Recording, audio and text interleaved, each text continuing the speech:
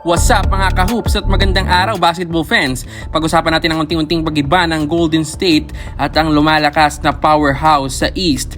Magsisimula tayo kay Stephen Curry. Alam naman nating umasa ang Warriors na makukuha nila si LeBron James ngayong off-season.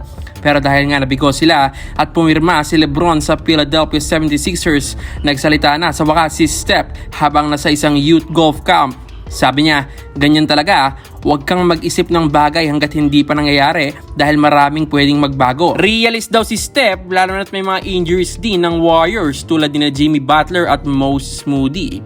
Stephen Curry declared himself a realist regarding the Golden State Warriors' future following their failed off-season pursuit of LeBron James. Ang ibig sabihin lang na payag ni Steph Curry mga idol ay tinatanggap niya ang totoong sitwasyon ng kanyang kapunan na Golden State Warriors sa halip na umasa sa mga imposibleng pangarap gaya na lamang ng pag-acquire kay King James.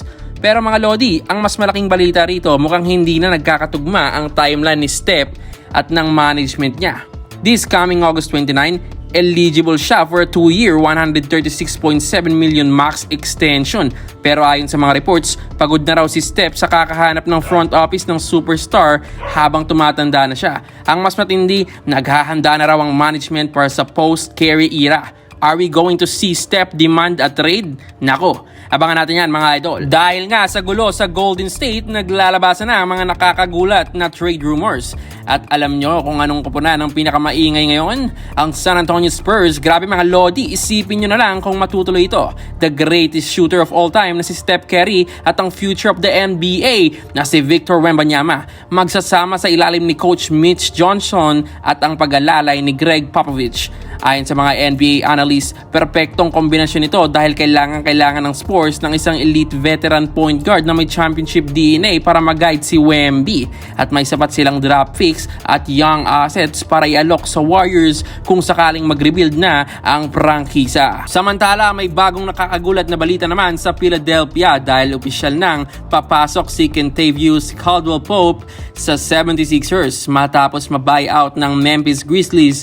Pumirma si KCP ng 1-year, $3.9 million deal para makasama ulit si LeBron James. Mga kabasketball, kung nakita nyo yung viral video ni KCP habang naglalaro ng golf nang malaman niya ang balita, kitang-kita na sobrang saya at over the moon niya nang makakalaro niya ulit si King James.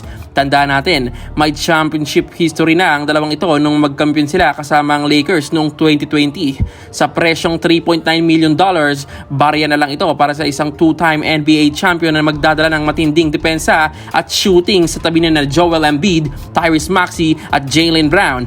Cheat code na ba ang pili ngayon mga idol? Kayo mga ka-hoop, anong masabi nyo sa mga news update regarding NBA? Kung gusto pa ng mga ganitong video, huwag mo kalimutan mag-like, follow, and mag-subscribe ka na din sa channel natin for more NBA videos like this. Ayun lamang sa video na ito at maraming salamat mga ka-hoop show.